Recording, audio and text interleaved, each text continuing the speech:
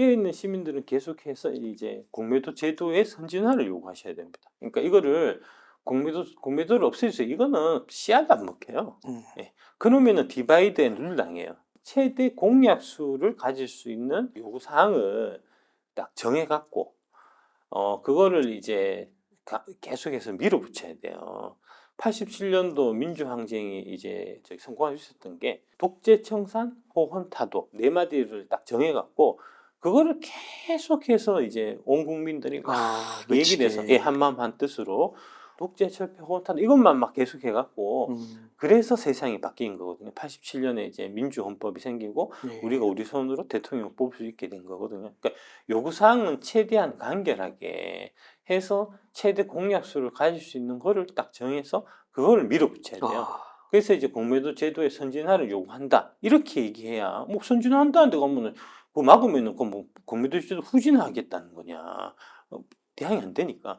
근데 이제 공매도를 없애주세요. 이러면 당장 전 세계 모든 국가들이 다 공매도 있고 이 공매도 제도를 없애면은 외국인 투자자들이 안 들어오고 우리 MSCI 선진국 편입도 안 되는데 막 이런 얘기를 하면서 이게 반대 부딪히게 되거든요. 근데 이제 공매도 대주 선진화하면 뭐 MSCI 선진국 지수 편입되는데 아무 문제 없고 외국인 입장에서도 뭐 자기네 나라에 있는 그 제도를 우리하고 똑같이 적용하겠다는데 걔들이 시비 붙을 수 있는 것도 없고 그래서 이거를 이제 공매도 제도의 선진화를 요구한다. 이것만 해서 계속해서 강하게 밀어붙이면은 이제 성공할 가능성이 많고요. 그 공매도가 자체가 잘못됐다는 게 아니라 선진화하면 되는 건데. 미국처럼 해달라. 왜 우리 미국처럼 안 하냐? 너희들 미국 좋아하지 않냐?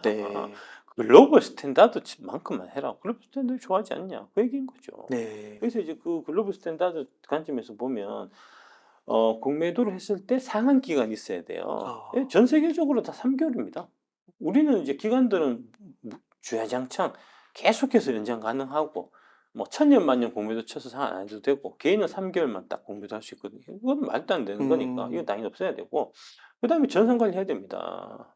전산 관리 아니에요? 아닙니다. 수기 관리한다는 거 아닙니까? 그러니까 불법 공매도 같은 이제 그런 건 케이스 이제 지금 무차익 공매도건이 이번에 뭐 15개, 18개가 와장창창 걸렸는데 거기에 왜 무차익 공매도를 했냐?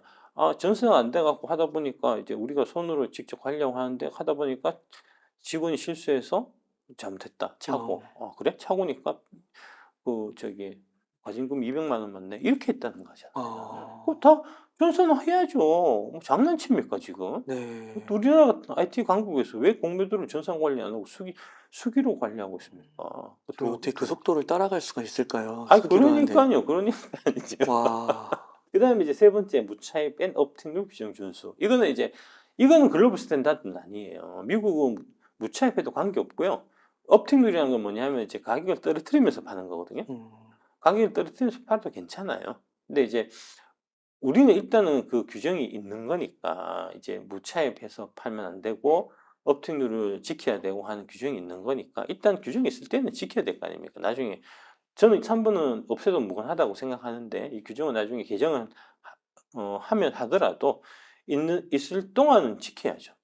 지킬 수 있도록 관리 감독해야 되고 이제 그 어긴 사람들은 엄하게 처벌해야 되고 그래야 안 되겠습니까? 그렇죠?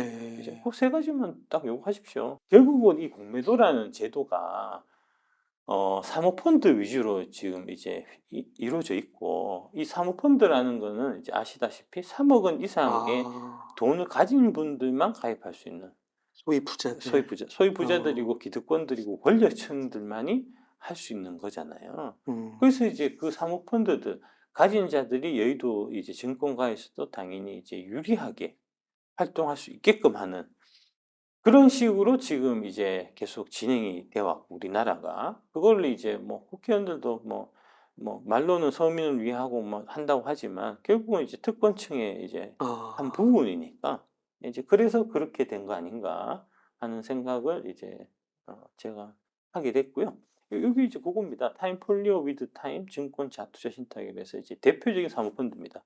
여의도에서 이제 가장 크게 롱숏 포지션을 갖고 있는 사모펀드라고 보시면 되고, 이게 이제 최근에 한 달 동안에 마이너스 6% 났어요. 예. 그래서 이제 YTD 연간으로 마이너스 0.3%입니다. 예. 마이너스로 돌아서서 이거는 마이너스가 나면 안 안 되는 되는 거죠. 펀드거든요. 이제 롱숏을 통해서 안정적인 수익, 연간 5에서 10% 정도를 약속하고 고액 자산가들로부터 이제 돈을 모으는 이제 그런 형태의 주로 이제 펀드들이기 때문에 이게 마이너스가 나면 안 되는데 요 최근 한 달 동안에 마이너스 6%가 났고, 그죠? 그래서 이제 보면은 지금 이제 확 떨어지는 게 이제 지금 그래프상에 좀 나오잖아요. 이제 그렇게 된 거고, 다음을 보시면 여기 이 이유가 이제 이 설명이 되어 있습니다. 왜 이렇게 수익률이 부진했는지. 첫째, 코스닥 시장 내에서의 2차 전지 섹터에 대한 극심한 쏠림 현상이 나타났다. 에코프로, BM 등 코스닥 시가총액 최상위 종목의 급등으로 인해 예기치 못한 손실이 발생했다. 무슨 얘기냐? 에코프로, BM 공모도 이빠이 쳐놨다는 얘기입니다. 그래서 그거 터지면서 작살났다는 그 얘기입니다. 그 다음에 이제 2차 전지 섹터 내에서의 롱숏 페어도 저희의 전략과 시장의 흐름이 일치하지 않는 모습이었다. 무슨 얘기냐면은 이제 2차 전지, 그러니까 에코프로, BM의 공모도를 치고, 그 다음에 이제 쳐놨는데 2차 전지 업종이 올라가면 내가 위험해지잖아요. 그러면 올라갔을 때 카바를 칠 수 있는 이제 그 페어에 있는 2차 전지 주식을 산단 말입니다. 주로 LNF를 많이 샀을 걸로 추정이 됩니다. 그렇군요. 예. 근데 LNF는 안 오르고 에코프로비만 올라가니까 거기서 한 번 더 당했다는 겁니다. 페어가 그런 의미군요. 예. 4월 달에 이제 기억하실 텐데 4월 달에 이제 그 증권사 리포트가 에코프로 BM에 대해서는 매도 쪽에 리포트가 쏟아졌었고요. 네, 외국계도 다 그랬잖아요. LNF는 그 기간 동안에 매수 리포트가 쏟아졌습니다. 맞아요. 외국계 다 증권사 리포트도 그랬고. 그게 무슨 얘기냐? 지금 한국의 리포트들은 이 타임폴리오 같은 롱숏 펀드의 그 대형 고객의 입맛에 맞게 얘들이 매수 포지션인 거는 매수 리포트를 쓰고 매도 포지션인 거는 매도 리포트를 쓰는 이런 형태로 지금 심하게 변질돼 있다는 겁니다. 그 다음에 두 번째로 일부 종목에서의 개별 악재가 발생해서 주가가 단기 급락이 나타났다.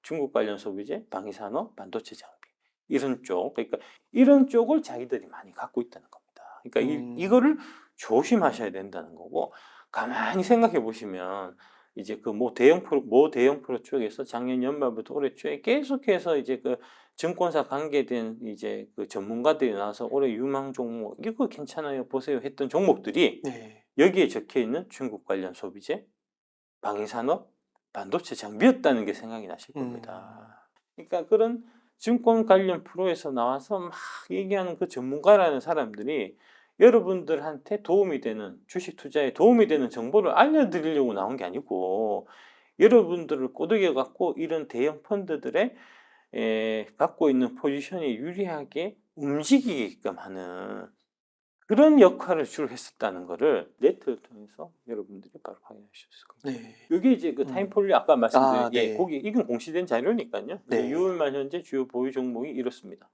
삼성전자, FNF, LG생활건강, GKL, NC소프트, 호텔신라, LG에너지솔루션, CJ, SK하이닉스. 전반적으로 다 올해 많이 추천했던 종목들이고 올해 많이 수익률이 별로 안 좋았던 종목일 겁니다. 그래서 아까 보여드렸던 그 타임폴리오 이제 펀드의 운용 수익률이 나쁜 거고요.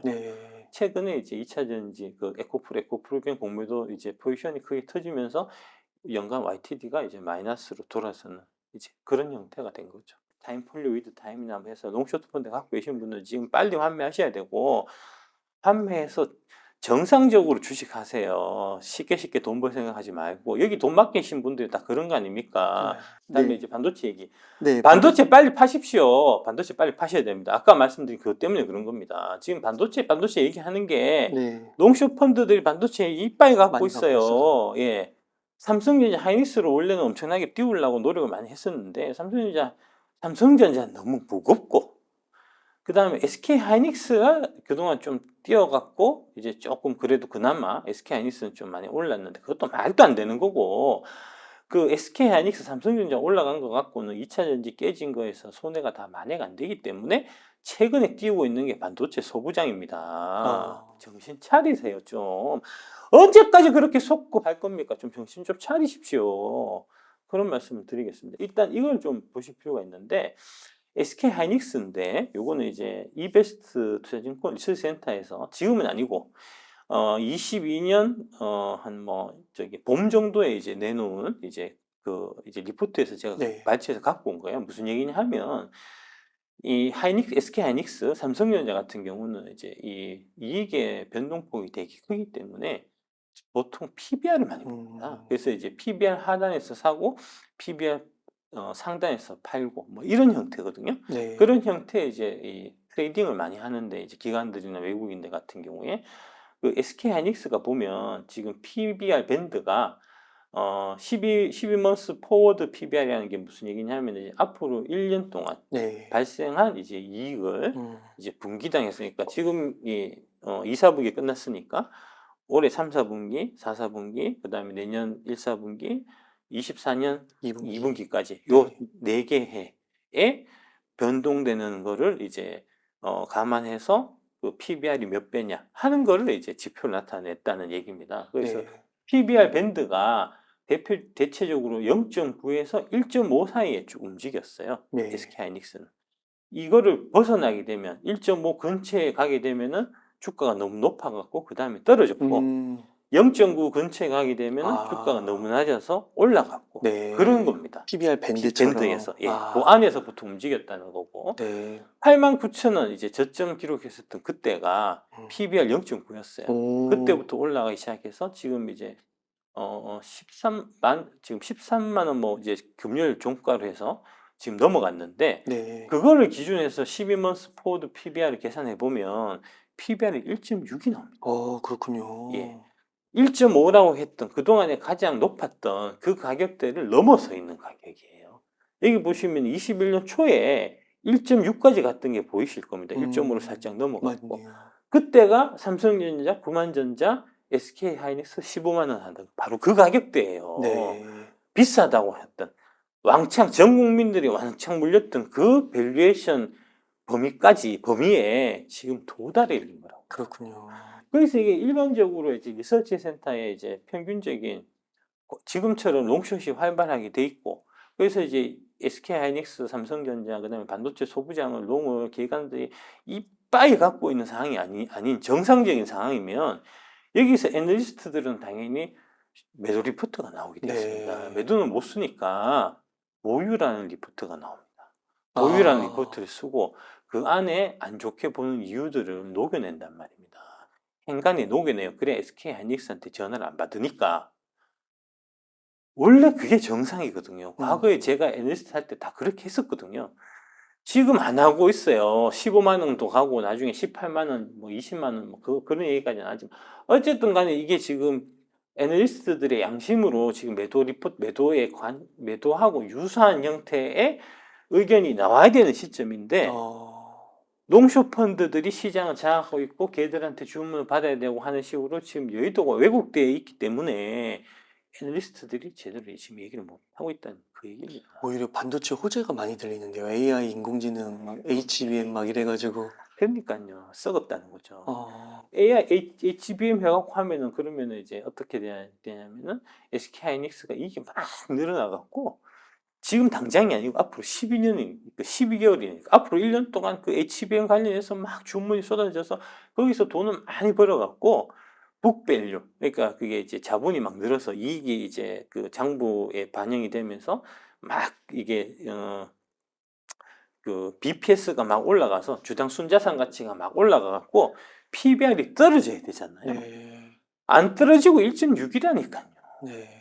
그러니까 HBM 관련된 부분이 막 얘기는 하지만 실제로 SK 하이닉스에서 2% 차지한다는 거잖아요. 그렇죠. 그러니까 거기서 2% 늘어갖고 2%를 더블 치는 50%를 늘던 BPS 북밸류에 이제 영향을 미치는 건 아주 미미하고 나머지 98% 부분이 지금 계속해서 이제 바닥으로 계속해서 더 떨어지고 있는 그 부분이 더 이제 큰 영향을 미치기 때문에 결국 밸류에이션상 PBR이 1.6배라는 극도의 고평가 상태가 이제 이루어진다는 그런 얘기잖아요.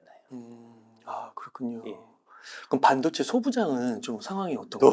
더 하죠. 이게 이제 보시면 이게 반도체 소부장의 실적의 악화가 지속되고 있습니다. 이게 위에 종목이 올해 작년 9월부터 해서 지금 한 5배 정도 주가가 오른 주식이에요. 근데 보시면 연간으로 보면 21년이 피크였습니다. 반도체 쪽은 다 21년 피크입니다. 매출액이 3,732억에 영업이익이 1,224억이었어요. 22년에 나빠지기 시작했죠. 하반기부터 나빠지기 시작했습니다. 그래서 이제 나빠지니까 당연히 장비는 발주가 안 나가고, 네. 그래서 3,732억 매출액이 3,276억으로 줄고, 그에 따라서 영업이익도 1,119억으로 줄었고요. 네. 올해 들어서는 하이닉스는 지금 간당간당한데 네. 설비 주문을 내겠냐고요. 이 회사가 이제 HBM 관련 주식에서 많이 올랐는데, 이 회사가 하고 있는 HBM 관련된 장비가 전체 매출에서 차지하는 비중이 10%밖에 안 돼요. 그러니까 10% 쪽은 늘어나 봐야 나머지 90%에서 확 주는 거를 커버가 안 된단 말입니다. 그래서 실제로 매출이 2,164억, 올해 예상 실적이 영업이익이 570억으로 반토막이 나는 걸로 네. 지금 돼 있잖아요. 지금 이제 분기당으로 보더라도 22년 3분기에 매출이 800억에 영업이익이 322억 나던 회사가 작년 4분기에 800억 하다가 600억, 영업이익은 반토막 나서 145억, 올해 1, 4분기에는 매출액이 600억 하던 게 265억, 네. 거의 3분의 1이 준 겁니다. 그 다음에 영업이익이 21억. 7분의 1. 예. 네. 2, 4분기는 조금 좋아질 걸로 지금 예상을 하고 있습니다. 아직 발표는 안 됐는데, 안 된 것 같은데, 네. 예상치로 보면은 매출이 392억, 영업이익이 74억. 그래서 이제 보면, 상반기만 보면은 매출이 670억 정도가 되고, 그 다음에 영업이익이 둘이 합쳐서 95억이잖아요. 네. 그럼 하반기에 지금 570억 하려면은 480억 영업이익이 더 나야 되고, 매출은 1,500억 정도. 그래도 2,164억이잖아요. 2,164억에 영업이익 572억이잖아요. 네. 저거를 기준으로 해도 계산해도 일회성 이제 이익이 난 게 있어요. 회사 같은 경우는 그 일회성 이익을 제외하고 봤을 때 PR이 23년 실적 기준 PR이 100배가 넘어가고요. 24년은 대략 모 연구원 이제 그 리포트를 기반으로 해서 제가 말씀드리면은 대략 한 70배 정도가 되고 내년에요. 내년에 내후년에 한 50배 정도 되는 거거든요. 팍 안 주네요. 예. 그러니까 HBM이 크게 성장할 걸로 보고 있는데 나머지 부분에서 이제 그 성장이 미진한 부분은 다 커버가 안 되는 거죠. 원래 네. 10%밖에 안 되는 포션이니까. 그건 삼성이나 SK하이닉스도 마찬가지입니다. 네. 그러니까 에코프로 같은 경우는 지금 이제 그 어떤 형태냐면은 지금 2차 전지 관련된 사업만 하잖아요. 그러니까 2차 전지 산업이 전방 산업이 지금 성장하는데 그게 다 100% 반영이 되는 거 2차 전지 산업만 있으니까. 반면에 이제 이 SK하이닉스나 삼성전자 같은 경우는 전체 그 매출 구성 중에서 HBM 관련된 거는 2%밖에 안 되니까 크게 성장하는데 2% 부분만 크게 성장하니까 그게 전체로 보면 별게 아닌 게 된다는 거잖아요. 그렇군요. 명확하게 다른 거죠. 네. 그 LG엔솔 같은 경우도 전기차 쪽 부분 거의 다 전기차 부분이고 일부 뭐 휴대폰 쪽 지금도 아마 할 겁니다. 근데 그거는 뭐 그 매출 비중 자체가 뭐 5% 10% 되려나 되게 적은 부분이니까 네. 그런 부분은 90% 부분이 크게 성장하니까 그게 이제 기업으로 봤을 때 크게 성장이 나오는 이제 그런 형태잖아요. HBM은 안 그렇다고요. 네. 그러니까 고속 성장을 하는 건 만약에 고속 성장한다고 하더라도 고속 성장을 하는 건 엔비디아가 고속 성장하는 거지 마이크론이 고속 성장하는 게 아니거든요. 그래서 실제로 마이크론은 주가가 빌빌한단 말입니다. 네. 미국에서도. 그런데 지금 SK하이닉스는 그 꼴랑 2% 매출 차지하는 거가 HBM 관련이 있다고 해갖고 9만 원 하던 게 지금 뭐 12만 원, 13만 원 하니까 이래 갖고 되겠냐고 안 된다고요, 그거는. 네. 그런 얘기입니다. 종목에 관련해서 최근 리포트 나온 게 삼성에서 7월 13일 날 46,000원 목표 주가로 바이 의견을 냈었고요. 지금 아마 47,000, 8,000원 할 겁니다. 지금 NH투자가 6월 12일 날 32,000원 목표 주가고요. 그 다음에 흥국이 5월 31일 날 31,000원 목표 주가를 냈던 게 이제 최근 리포트고 별로 없습니다. 네. 예. 그러니까 애널리스트들은 이 가격이 부담된다는 걸 다 느껴요. 당연하잖아요. 우리는 숫자에 따라갖고 이렇게 이제 하고 하는 걸 다 배웠는데, 그래서 이제 그거를 마냥 안 되게, 말도 안 되게 쓸 수는 없는 거니까. 그래서 이제 한 32,000원, 32,000원 바이 정도 있다가 그 위에 후속 목표가 내고 이런 보고서들이 안 나온다는 겁니다. 원래 같으면 애널리스트 용기를 내갖고 이건 가격 상승이 너무 과대해서 매도다! 라고 리포트가 나와야 되는데, 하려니까 눈치 보인다는 거죠. 이제 그 아까 롱숏에서 그런 대형 펀드들이 이 주식들을 이런 형태의 주식들을 롱을 많이 갖고 있습니다. 네. 예. 그 반도체는 그런 얘기 하잖아요. 한 6개월 선반영 한다고. 예. 그러면은 근데 12개월 포워드로 봤을 때도 그럼요. 선반영해서 실적 추정한 걸로 갖고 아, 제가 말씀드리는 겁니다. 네. 예. 그 실적 추정도 내가 봐서는 되게 이제 뭐랄까 좋게 평가하고 있는 것 같아요. 되게 네. 실제 이상으로. 그렇게 해도 답이 안 나온다고. 너무 고평가돼 있어. 너무 가격이 많이 올라가 있어가지고 네. 그렇다는 겁니다. 밑에 거도 마찬가지예요. 밑에 거는 이제 이 회사는 아니고 다른 회사인데 요것도 최근에 주가가 많이 움직이고 있는 이제 반도체 소부장 회사인데 보시면은 21년 12월에 3,773억 매출에 영업이익 1,000억 했다가 이 회사는 22년에 더 잘 팔았습니다. 4,379억에 1,239억 했다가 올해 들어서 2,896억 매출에 영업이익 580억 나올 걸로 예상하고 있습니다. 네. 반토막 나잖아요. 반토막. 네. 제가 반도체 장비 애널리스트 했다니까요. 네. 이건 너무너무 잘 알죠. 제가 이 구조는. 네. 후행해야 돼요. 반도체 주가 먼저 움직이고 한참 있다가 반도체 장비 주가 움직이는 거예요. 원래. D램 가격이 바닥치고 반등한다고 해서 반도체 회사들이 그러니까 이제 그 IDM이라고 하거든요. 이제 종합 반도체 회사들, 삼성전자, SK 같은 회사들이 발주를 바로 장비 발주를 안 냅니다. 먼저 있던 재고들을 다 소진하고 네. 소진 다 하고 난 다음에 이거 진짜 이제 제대로 좀 턴했구나 하고 돌아섰을 때 그때서야 발주를 내기 때문에 네. 만약에 이제 이게 뭐 반도체 경기가 바닥이 뭐 내년 1, 4분기다라고 했을 때 실제 반도체 장비 발주 나오는 거는 빨라야 24년 연말, 네. 25년에 나온단 말이에요. 근데 지금 이런 상황에서 지금 주가가 5배 오른 종목이 있고 반도체 소부장 2차 전지 이제 다 끝났고 반도체 소부장으로 가자 이런 네. 식으로 지금 얘기를 하는 사람들이 지금 횡행하니까 이거는 진짜 참 많이 타락했다 싶죠. 특히 최근에 보면 이제 반도체 소부장 쪽을 많이 푸시를 하고 있는데 애널리스트는 진짜 양심상 소부장 진짜 추천하기 어려워요. 내가 애널리스트면 진짜 추천 못합니다. 우리는 숫자가 나와야지 되는데 숫자를 아마 어떻게 지었지 않아도 이게 나올 수가 없는 숫자예요. 네. 아까 그런 이유들 때문에. 그런데 이제 기관들은 왕창 갖고 있고 다 이제 해서 개인들은 다 손님 받아야 되는데 애널리스트들이 지금 이 상황에서 움직이기가 어려우니까 대신에 지금 이제 사이비 애널리스트가 아닌데 그냥 이제 전문가라고 간판나는 그런 사람들이 막 나타나면서 소부장이다. HBM 관련주를 봐야 된다.